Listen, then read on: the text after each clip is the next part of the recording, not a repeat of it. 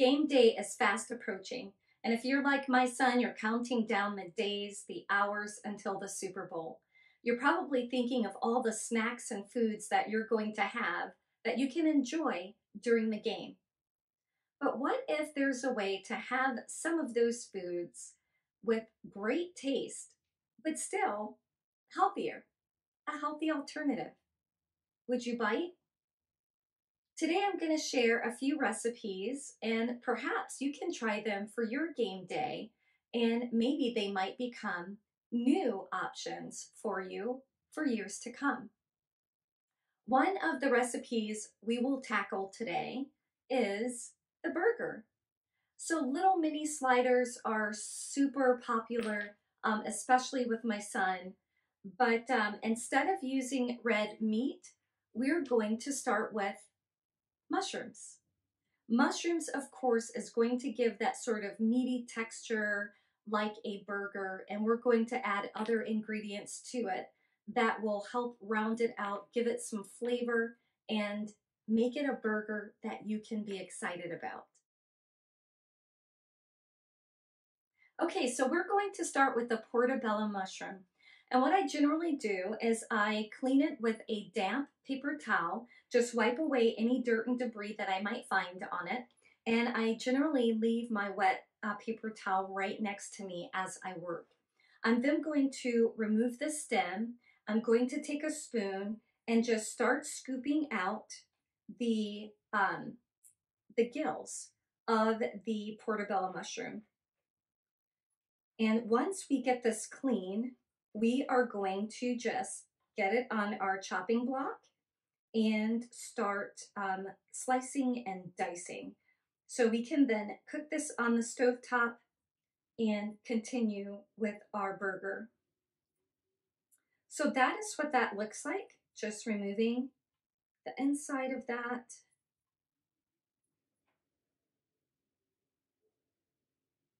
So just basically clean that out. I generally do put a paper towel down just so that I work on it. The mushrooms I bought today actually came in a little tray, so I'm actually just allowing everything to fall into the tray, so that'll make even better cleanup. So here again is the underside of that portobello. I'm just going to remove that stem, and again there's a little bit of fatty texture as well. I generally remove that too. And with my spoon, I'm gonna scrape out inside.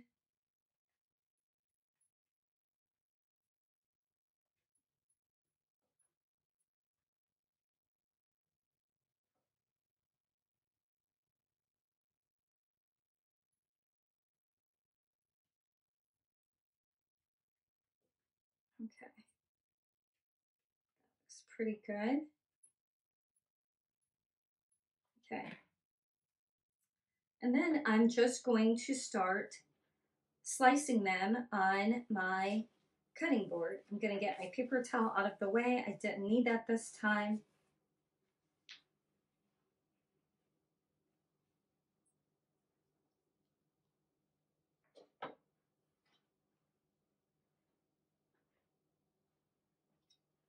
I'm going to slice it in half, and then from there,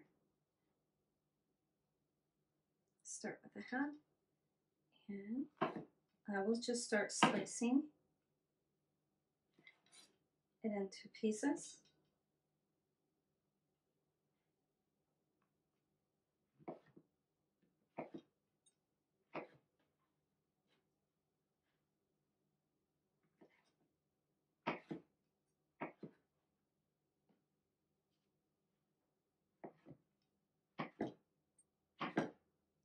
And I do have another recipe that I have for burgers, and it's one of my favorites. It's actually called a walnut burger, and walnuts is the main base ingredient for it. It takes a little bit longer, so I'm kind of working with this recipe just because it takes you know, not as much time, and so for something like the Super Bowl, it's just going to maybe be a lot easier to do this, to get that healthier alternative without feeling like you're taking a ton of time to create a special burger.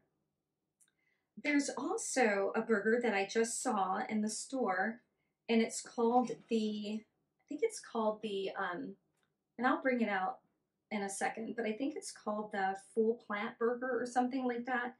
And it has me intrigued. The ingredients are basically just vegetables. I think it's called the full vegetable or something like that burger. And I actually bought them, and I'm going to do a side-by-side taste test. So I'm going to cook one of those and let you know what I think of that one, because maybe if you're pressed for even more time, or there are other things you want to prepare for the Super Bowl that's going to take you a bit of time, maybe that might be a good option. That could be store-bought. Okay, so I chopped those up. I'm going to take my shiitake mushrooms, and I have a good amount here, and I'm going to do about half of these for this recipe. And I'm basically just working with the caps of it. Okay. And again, just a basic chop, trying to get the pieces fairly the same as the portobellos when and where I can. The mushroom, if you're wondering what are the health benefits for it, it's excellent for brain health. The mushroom is quite resilient. I mean, even I have a lotion that's a mushroom lotion, which is great for revitalizing, rejuvenating. You know, if you think about the mushroom and how it grows, you know, it being a fungus, it just kind of can grow in different, like, moist type environments. But it's amazing just the vitamins and the other aspects of the mushroom that are super helpful for our bodies. And it looks like I'm actually using more than I planned for this, but that's okay. I had a mother who was great at just eyeballing ingredients, and I ended up picking that up from her, so I kind of do the same thing. So sometimes I don't measure things out, so it's kind of tricky because this kind of forces me to measure some things. So I think I'm going to stop there. That looks pretty good. We're going to move over to the stovetop, and we will start cooking this along with the other ingredients that I've already prepared. Okay, so I have my skillet on the stovetop. I do have my mushrooms, my onions and garlic. I also have some white balsamic vinegar, and then I have onions sliced that I am going to cook later just as a caramelized onion to add on the surface. I have about 1 tablespoon, maybe 1 to 2 tablespoons, not quite 2 tablespoons of oil in the skillet. I'm going to place that onto medium heat, and I'm going to begin with my onion.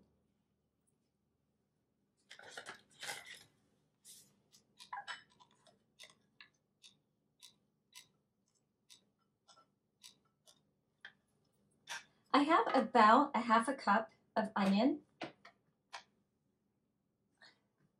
in the skillet, and I'm just going to let this cook until the onions sweat a little bit, become a little bit translucent.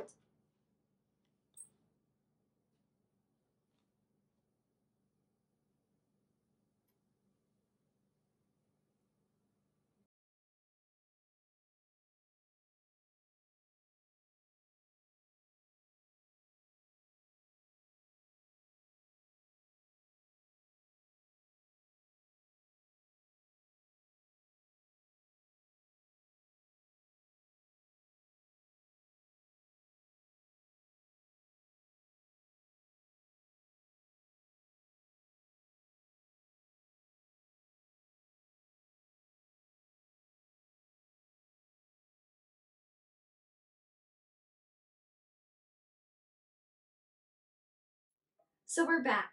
I've taken the cooked mushrooms with the onions and garlic and the balsamic vinegar off the stovetop. I'm going to place it into the food processor.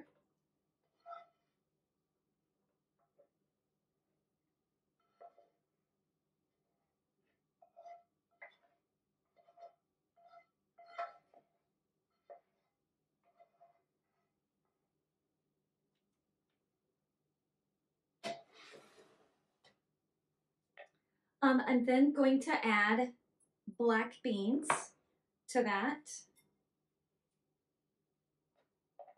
And this is 1 can of black beans. I have drained them, rinsed them, allowed them to dry. I'm going to place in some walnuts.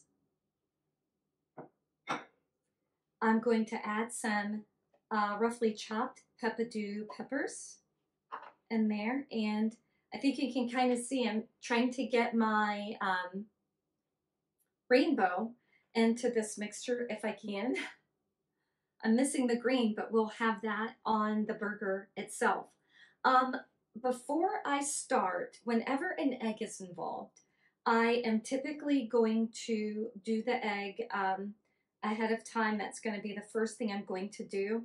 And the egg is going to be flax seed with water.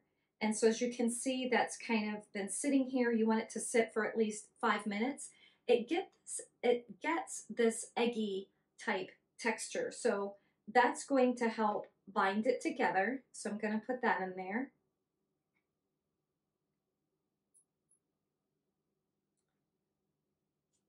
I'm also going to add, and these are panko breadcrumbs. I also use, if you've heard of wasa crackers, I will get that and also will like crumble that up on my own, like in my food processor and do that. But today I'm using the breadcrumbs and they are panko. As far as seasoning is concerned, I have some pink Himalayan sea salt, black pepper, and some paprika. And so I'm just going to add that in as well.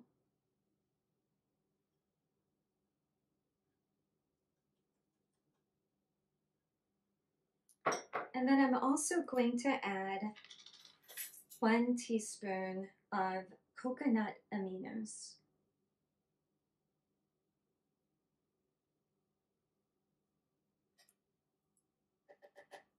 Okay. And then I'm going to put the lid onto the food processor and I'm just going to pulse it to get it to blend.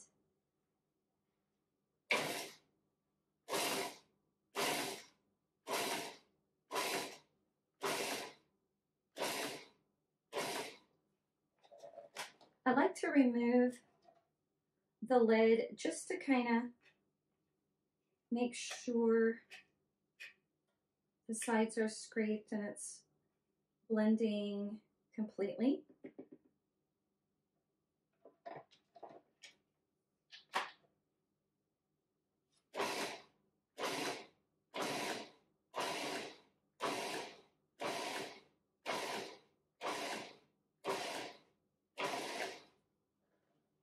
Take a look at that.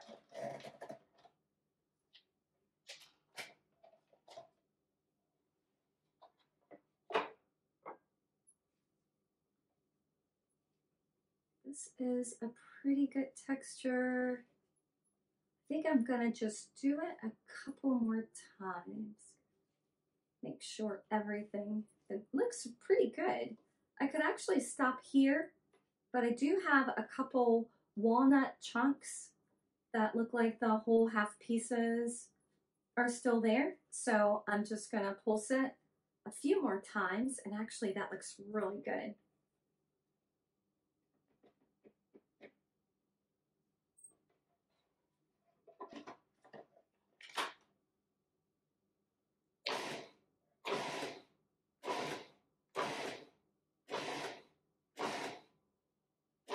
said a few more times and I did it a little bit more than that, didn't I? Okay, so we're going to take this off. I will show you what that looks like. So it definitely does resemble like that of meat. Do you see that? So it kind of has that ground beef kind of color and texture. So what we're going to do now is just create the patties. I'm going to clean this up a little bit and come back with my tray. We'll make the patties. I'm going to allow them to rest, and then I will go ahead and start them on the stovetop. Okay, so now we're going to make our burger patties. I typically like to use my half cup measure, and this particular one, because it's kind of flat and a little shallow, so that makes for a great patty. So I'm going to just get some of the burger, and I'm going to press that into it. I also like that it's plastic because it gives it just a little bit of easier release for getting it out. I'm just going to run my spatula around it, allow it to come out. And as you can see, that's kind of like the right shape patty, the right size. My son sometimes likes them a little bigger, so I may do like a larger measuring cup or just form them by hand. Typically for something like the Super Bowl, we will do like the smaller, like slider type size, which of course he likes sliders as well.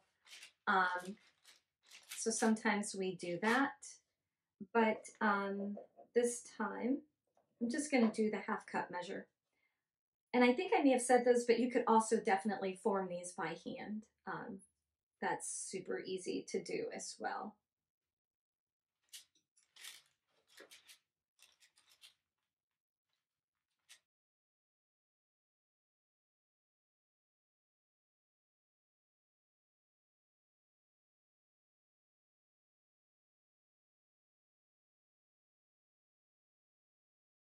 But so there are the burgers there. I'm going to allow them just to rest. I'm actually going to put them in the refrigerator just to cool them down.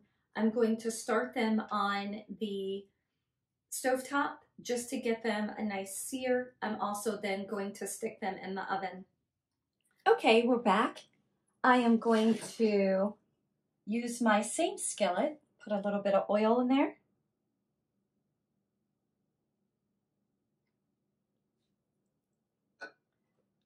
I will then place the burgers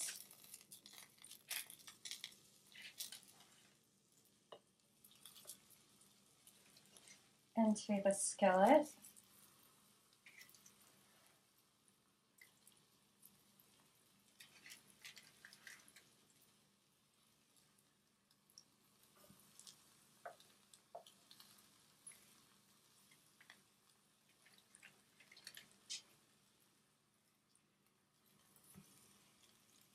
And I'm going to let this cook on the stovetop for about 3-4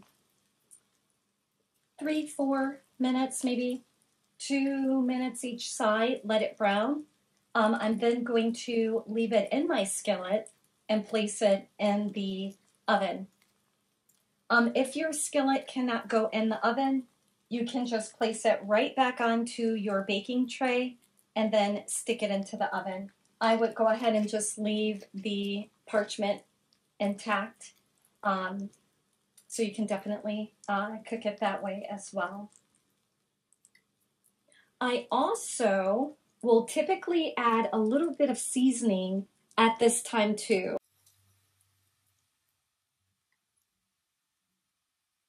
That may be browning on one side. Flip this over.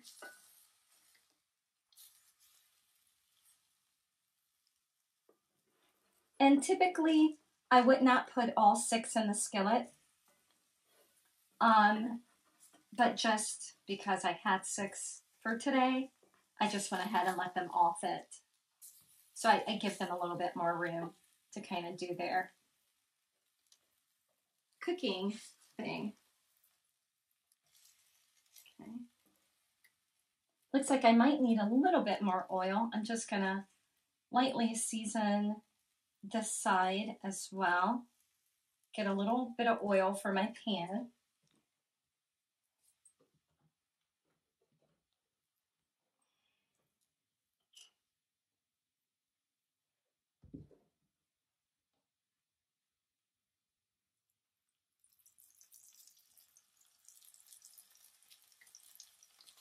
And I am on medium heat.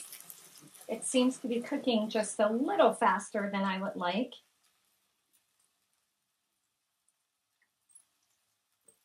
I'm just going to look at the underside, see what that looks like. Yeah, I think that looks good. So I have preheated my oven to 400 degrees. I am just going to go ahead, place this right into the oven. And I'm going to allow that to be in the oven for about 4 minutes.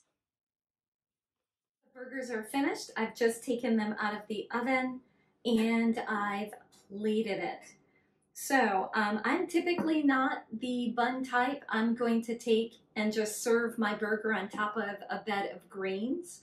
Or if I want something like a bun, taking iceberg lettuce, creating that sort of burger wrap for it and eating it that way. But my son isn't here, so I guess I will have to dig in on his behalf.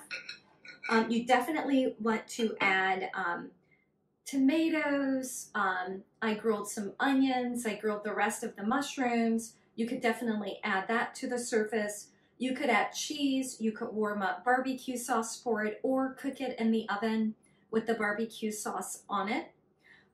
So many options that you have. And there we go. Looks like a burger on the inside.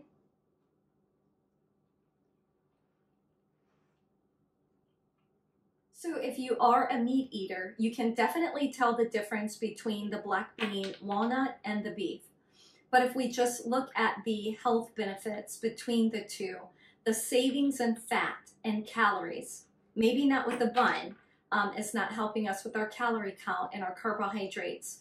But if you just look at the health benefits that you're getting from eating something like this versus the all beef, all meat patty, hopefully that will be enough to sway you.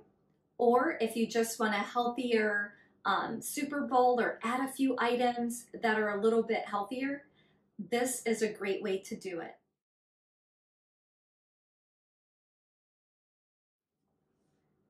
As I promised, I'm going to review the new burger that I found at the grocery store today. This is called the Actual Black Burger, and Actual Veggies is the name of the brand. They actually have two other options in the grocery store that I saw. One is a purple burger and another is a green burger. So it's made out of those colored veggies, such as the green, kale, and some other things. And the purple burger, I think purple potatoes, and I don't remember. But this particular one, it looks like it's pretty, I don't see anything in the ingredients list that would make me think otherwise about it. But the ingredients are black bean, carrot, parsnip, oat, yellow onion, red pepper, chickpea flour, lemon, spice blend, ovada seed.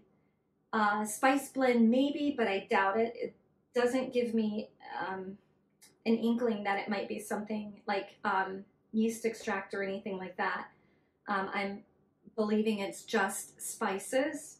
Kosher salt, garlic powder, paprika, chili powder, cumin, and black pepper.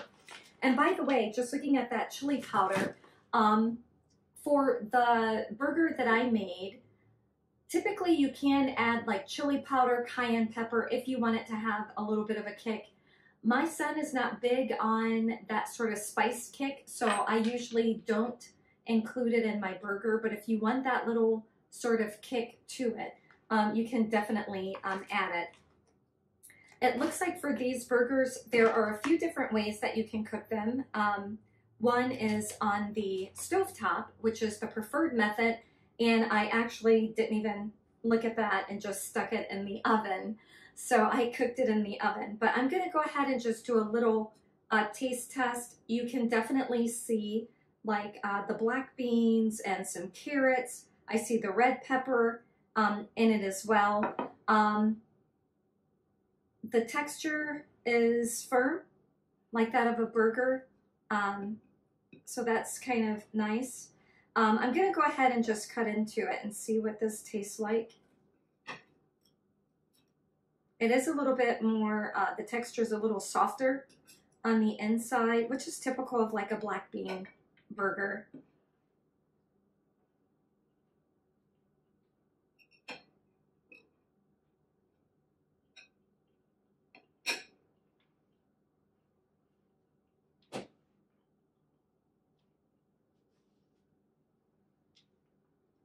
That does have not very much of a spice kick, but you can definitely taste the chili powder. You can taste the pepper in it. So it's almost like a Southwestern Mexican type burger.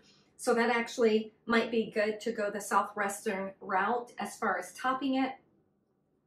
I think it's good. I think it's better than a lot of the vegan options that are in the market right now.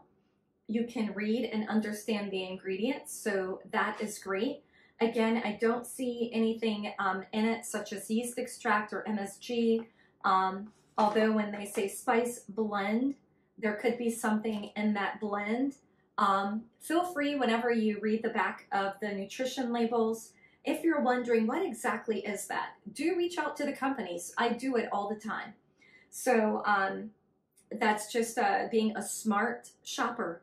But anyway, so that is a taste. I would recommend trying it if you don't have the time to prepare your own. This may be a faster option just to get it out of the frozen food section and cook it.